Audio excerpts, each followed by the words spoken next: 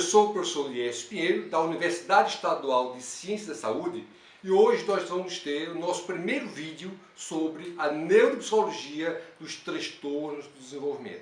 Primeiro, a gente precisa compreender o que são os transtornos do desenvolvimento. Eu coloquei a apresentação anteriormente, nós vamos ter uma sequência de vídeos, principalmente mostrando instrumentos de avaliação neurocognitiva, para que você possa utilizar na sua prática clínica ou na sua prática educacional.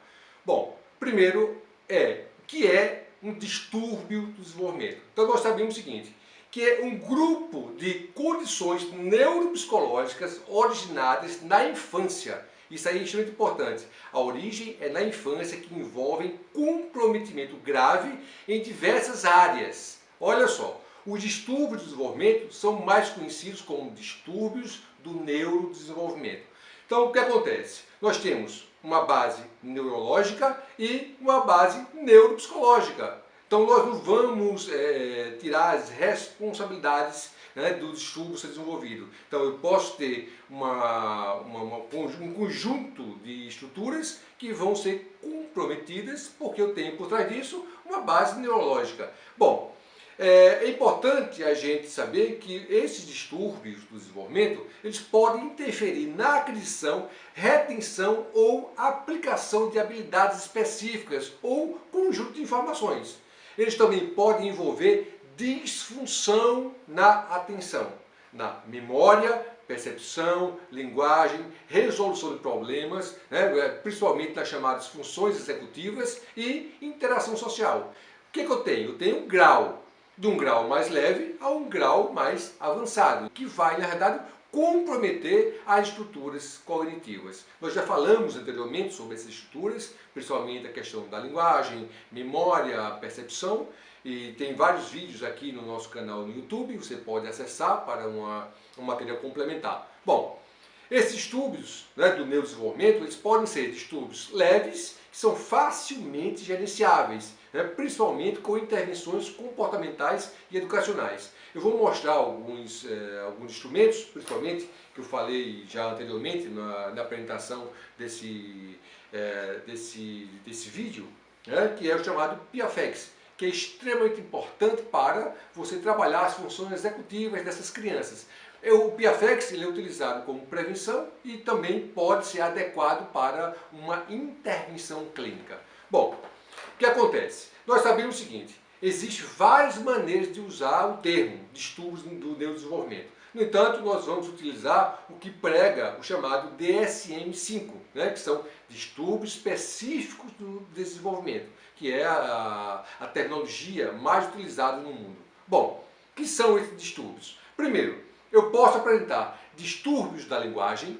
Segundo, distúrbios da aprendizagem, como dislexia e deficiência em outras áreas acadêmicas. Eu posso apresentar distúrbios motores e distúrbios do espectro autista. Eu posso apresentar transtorno do déficit de atenção e as suas comorbidades. Lógico, quando eu falo TDAH, eu estou falando de uma combinação, né, que é o déficit de atenção combinado à hiperatividade, a desatenção ou a impulsividade. Então você vê uma predominância de algumas áreas do TDAH. E eu tenho também a chamada deficiência intelectual, dentre outros vários distúrbios. Tá? Então, os distúrbios do desenvolvimento estão presentes desde o início da vida da criança. Você começa a visualizar a presença desses distúrbios a partir do momento que a criança começa a se desenvolver e onde brincadeiras ela começa a utilizar as chamadas funções executivas e você vê que o desenvolvimento não está adequadamente vinculado à sua idade cronológica.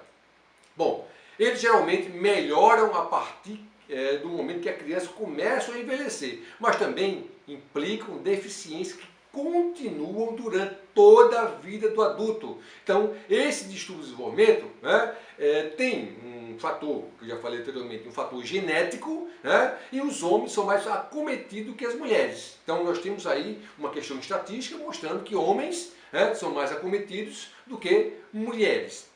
Olha, talvez isso tenha a ver com o chamado diagnóstico diferencial, né? Nós vamos discutir isso posteriormente. Bom, As deficiências de aprendizagem são diagnosticadas quando começam a chamada idade escolar. Então, a maioria dessas dificuldades de aprendizagem, e principalmente associado, quando eu falo de distúrbio de desenvolvimento, estou falando de uma dificuldade de adquirir conhecimento e administrar esse conhecimento, certo? Pode ser que tenha algum outro problema de aprendizagem que não estão atrelados ao chamado distúrbio de desenvolvimento. Mas nós sabemos que essas dificuldades que as crianças apresentam, elas são inicialmente encontradas abaixo dos 9 anos de idade. Isso é extremamente importante para a gente. Tá? Então, nós começamos a identificar esses distúrbios abaixo, ou seja, em crianças que têm uma idade abaixo de 9 anos de idade. Ora, essas crianças, desde pequenas, né, essas crianças que apresentam esses distúrbios, principalmente distúrbio de comunicação, podem não falar ou podem ter um vocabulário extremamente limitado para a idade cronológica. É por isso que nós vamos ver, posteriormente, esse instrumento aqui, chamado Escala de Maturidade Mental Columbia, que é um instrumento de triagem, para que nós possamos, na realidade, ver se existe uma correlação entre o desenvolvimento infantil na sua faixa etária e a sua idade mental. Então nós utilizamos o inventário Columbia, ou seja, a escala de maturidade mental Columbia, justamente para compreendermos, né, para termos uma investigação mais profunda posteriormente. É um instrumento de triagem, que nós vamos comentar posteriormente.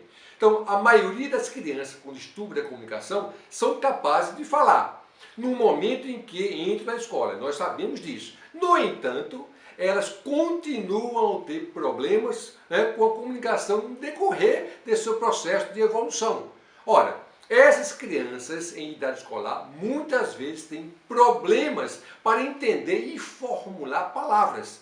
Os adolescentes podem ter mais dificuldades de entender ou expressar ideias abstratas, que são sintomas característicos dos distúrbios, tanto em criança quanto em adolescentes. Ora, nós sabemos o seguinte: diversos estudos científicos sobre as causas desses distúrbios já foram apresentados em revistas de renome. Nós sabemos o seguinte: não tem uma teoria apenas sobre o distúrbio do desenvolvimento. Nós temos diversas teorias, são teorias diferentes. Por quê? Porque nós não sabemos exatamente o que acontece nesse processo de evolução e aonde acontece esse erro, onde é gerado esse transtorno. Ou seja, quando eu falo erro, estou falando nas estruturas cognitivas que não se interrelacionam adequadamente.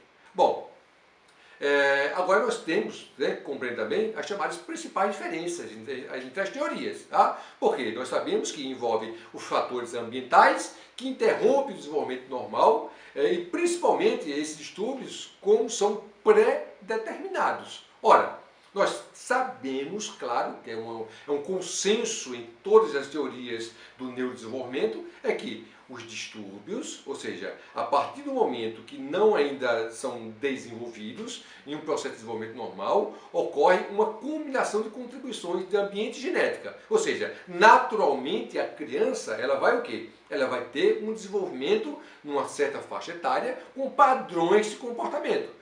Quando o distúrbio começa a acontecer, nós sabemos que algo sai errado na articulação modular dessas estruturas cognitivas, onde a criança fica com uma alteração, tanto no seu comportamento quanto na sua estrutura mental.